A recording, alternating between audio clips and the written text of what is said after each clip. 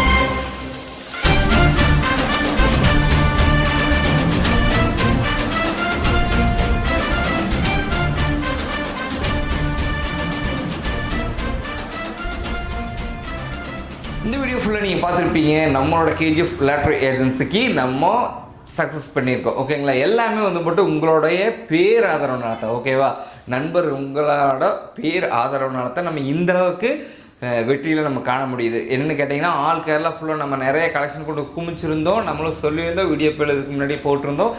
அதே மாதிரி இன்றைக்கி நம்ம எந்த அளவுக்கு கஷ்டப்பட்டோமோ அந்த அளவுக்கு அதற்குண்டான பலன் உங்களோட தயவினால், அந்த கடவுளோட தயவினாலையும் நம்ம கஷ்டப்படுற நண்பருக்கு ஒருத்தருக்கு கிடச்சிருக்குது. ஓகேங்களா, அவர் பேரெல்லாம் சொல்லக்கூடாதுன்னு சொல்லிட்டாரு. நம்மளும் அவங்களை டிஸ்டர்ப் பண்ண விரும்பலை.